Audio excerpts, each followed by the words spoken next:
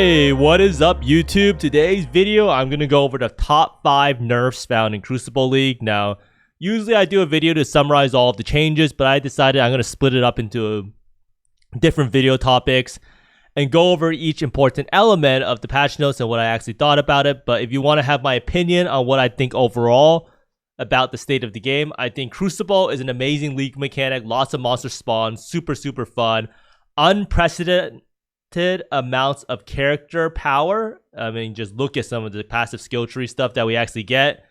And I do think that some of these nerfs that I mentioned are warranted, but I do think that most players should be stronger than ever before once you take into account the weapon passive skill trees. However, if they remove the weapon passive skill trees and Crucible doesn't go core, then players will actually be weaker than ever before.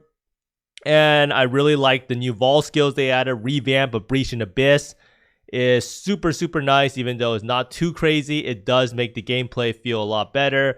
Atlas Tree Gateways, not exactly my cup of tea for what I would expect for big endgame improvements, but Atlas Tree Gateways will allow a little bit more flexibility in farming, allowing you to combine different farming methods or different league mechanics that you previously would not be able to. But let's get straight into it, and what exactly do we think about 3.21 and what actually got nerfed? Now, I went on Reddit. I thought everyone was going to be happy about 3.21 after I saw the trailer and I saw the interview with Ziggy D. Everyone was pogging out. Everyone was super happy. Not a single shred of negativity until the patch notes dropped. Now, I do think a lot of the hate or a lot of the complaining is probably due to the fact that GGG kind of made this statement. I don't know if it was on Twitter or something, but this is what they actually wrote when they said that there's going to be no balance manifestos. GGG stated, "Our balance goals with 3.21 are to provide more options and more fun for as many builds as possible, rather than reworking game systems in potentially disruptive ways. While there are, of course, some small nerfs, 3.21 is most definitely not a nerf fest. However, if you do look at the patch notes, you look at what masteries got changed, you look at what skills got changed, and there were a lot of nerfs, and there weren't that many buffs. So if you look at the fact that the nerfs outweigh the buffs, then you could kind of say it is kind of a nerf fest. And then some of the nerfs are not really that small, but I do think that a lot of the nerfs were kind of done with Crucible weapon passive skill trees or the shield passive skill trees in mind. And there are going to be more builds possible, I think, but I do think that a lot of the build diversity is going to really revolve around the weapon passive skill tree, because from what I see, there's some really cool stuff in there. There's one that lets it so that your Eye of Winter can poison, and there's also one with Flicker Strike that makes it consume power charges instead of frenzy charges. So there's going to be a lot of different options out there, and I do think that a lot of the build possibilities we may see are not really apparent currently.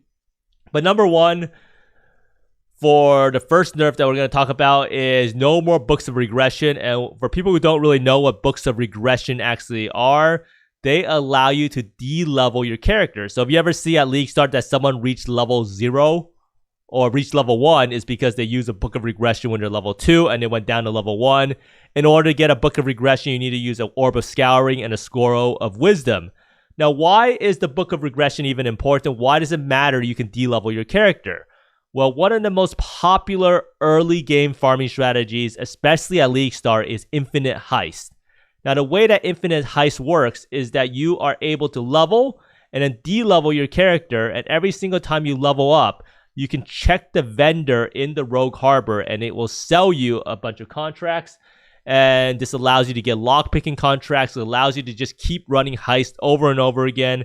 And this allows you to get rares to do the chaos recipe. It allows you to get a lot of raw currency. It allows you to get rogue markers. And most importantly, it allows you to get uniques. And uniques are actually worth a lot of money early league. Now, this is probably one of the most popular League Start strategies. I know a lot of people do Infinite Heist. They play some Raider with Toxic Rain or something, a really fast build. They run Heist for like 3 to 4 hours, and at that point, they have around like 4 to 5 Divines worth of currency. because you do make a very, very consistent amount of currency from the Chaos recipe and uniques. And then after that, they buy some maps, they buy their starting items, and they can usually afford it pretty easily, and then they're able to play their build from a pretty high level of power. So Infinite Heist is effectively gone, because once you reach this leveling point, it gets harder and harder to level in there, and then you won't really be able to go reset the vendor. Because before, you could pretty much guarantee that you would level up really fast and then you would get some new contracts for free. However, that's just completely gone. Now, another thing about the Books of Regression being removed is that this does not allow you to farm foothills infinitely. This is more of an SSF thing for people who are doing betrayal crafts, trying to farm trigger, or they were trying to farm a devouring diadem. Now, on the topic of a devouring diadem, I think the next point that I want to mention for the nerfs is that devouring diadem is probably going to be gutted in terms of its drop rate, and is most likely going to be item level restricted to a higher level zone at 83. Now, the reason why Devouring Diadem is such a big nerf in the grand scheme of things is that it is the most popular SSF helmet.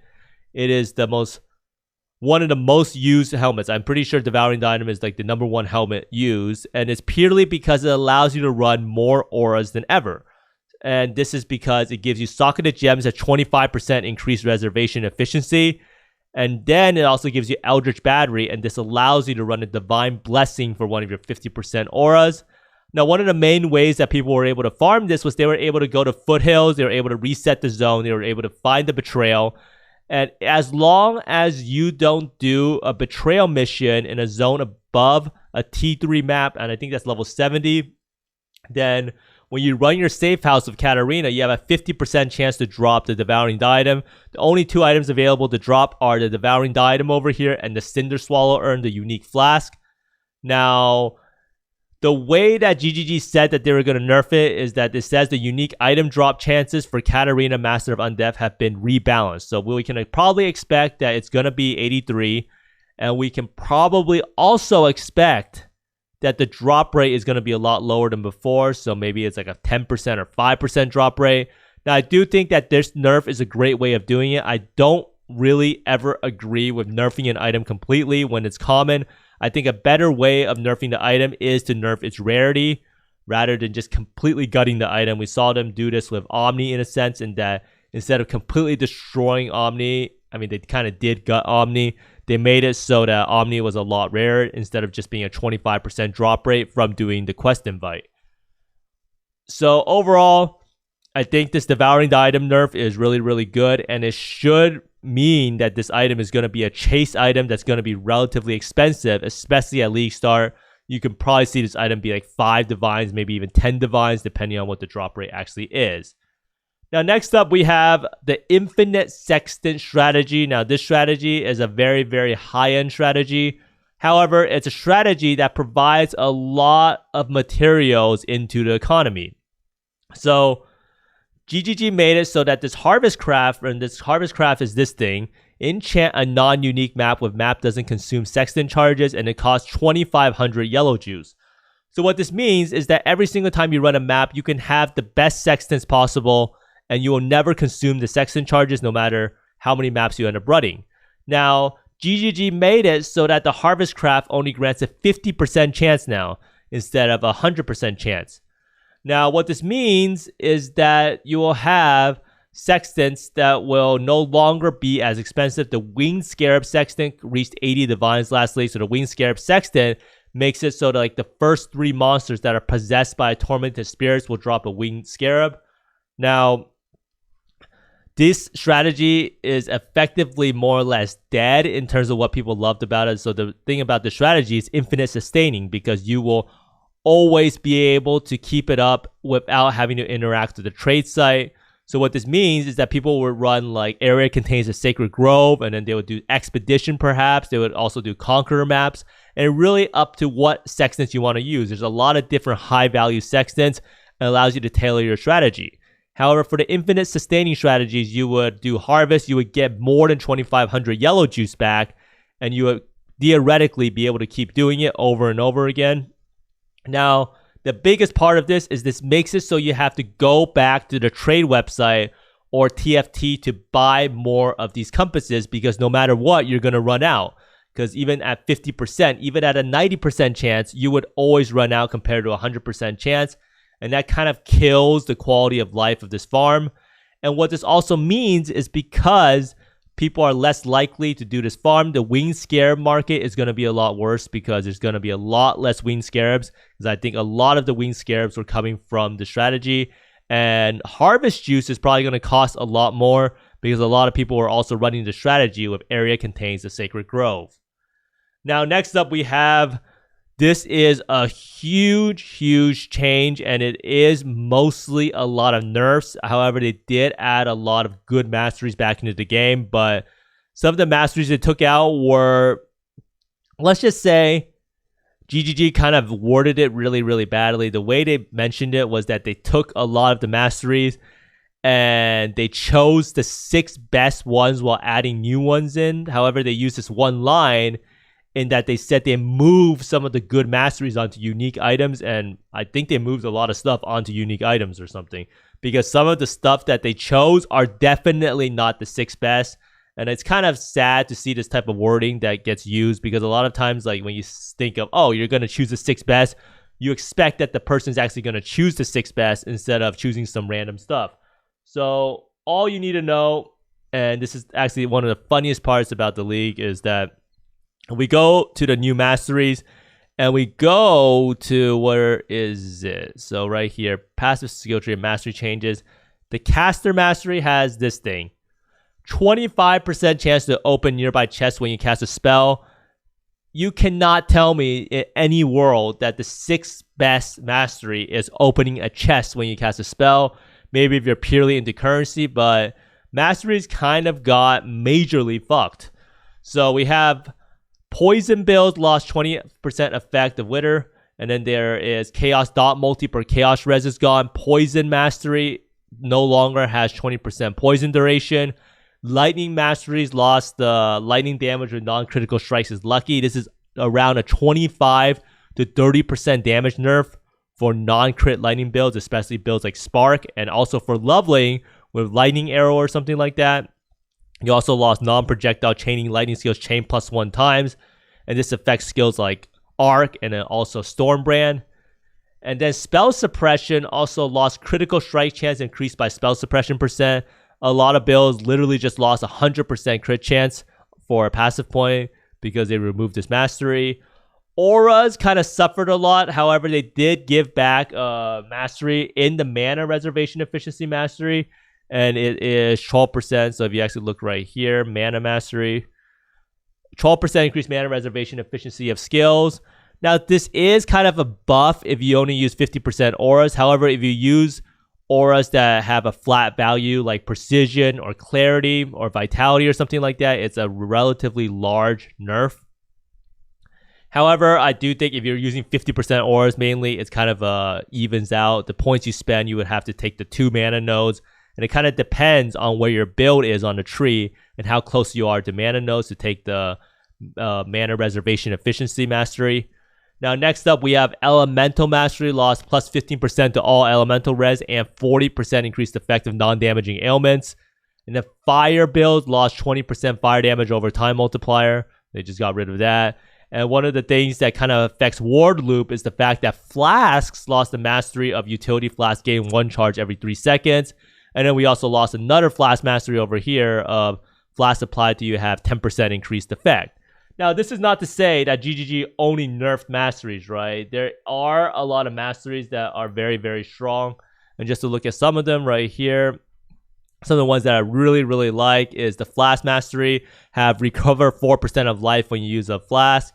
And I do think the Cold mastery right here, enemies permanently take 5% increased damage for each second they've ever been frozen by you. That's very strong. Also, in an Elemental mastery, have hits have 25% chance to treat enemy monster elemental resistance values as inverted. So there's definitely a lot of stuff they also added back into the game that is very strong. However, I do think the statement where they say that they chose the 6th best is just categorically false. Now, lastly, we have a nerf, and this is a very surprising nerf to the early game leveling and also skill nerfs. So early game leveling got changed because they say they want to shake up the meta because they want the ExileCon race to be more entertaining. However, I think the meta is completely different. In 2019, everyone was spamming smoke mines for leveling, but they added a cooldown or charges for smoke mines. So I'm not really sure what's going on here. And I don't think that people were even using Poison's Concoction back in 2019. But they just want to nerf early game for some reason. I'm not 100% sure exactly why, but they're probably just going to change it for change's sake.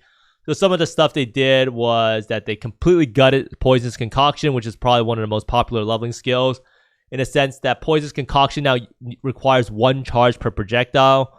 And once you use greater GMP and also greater volley, a lot of times you're using 9 projectiles per cast, which means you're using 9 life flash charges instead of 2 like before, so making it pretty much unsustainable. Now, Splitting Steel, Shattering Steel, Explosive Trap, and Spark have also been kind of heavily nerfed early game, and these are very, very popular leveling skills. Onslaught Gem has been effectively removed from the game, and most importantly for casters, the Wand Recipe craft has been removed. So this craft that a lot of people use in Act 2 or Act 3 with a magic wand, a rare ring, and an alteration orb with this high flat damage roll has been pretty much removed from the game. And the way that they compensated for it was that they made it so that these wands will have flat damage instead of spell damage. However, that there is a nerf to dot builds or chaos dot builds. This is kind of a interesting solution, but the premise is they want you to upgrade the weapons more often.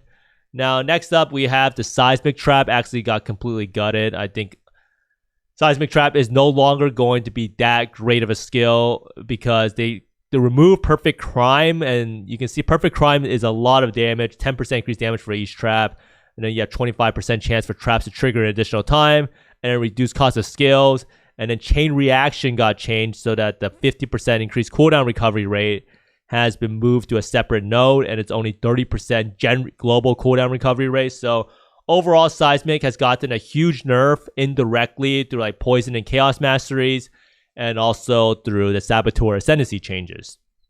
Now, overall, I do think that even with all of these nerfs, I think players should still be more powerful than before, especially with the weapon and shield passive trees that GGG has added. I do think the early game leveling nerfs are a complete head scratcher. I'm not really sure why you are trying to nerf the early game to please like the 50 or less than 50 people who actually do early game racing. You are effectively saying that we want to make the game less fun in the beginning for 99.9% of the player base for these few players.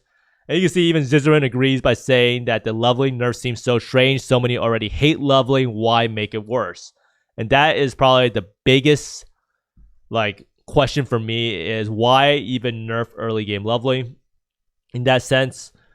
And I do think that their way of nerfing Poison and also nerfing Seismic Trap is kind of interesting. So instead of just nerfing their skills straight up, they decided to nerf a lot of their masteries. So if you can see there, Poison and Chaos Masteries got completely screwed over.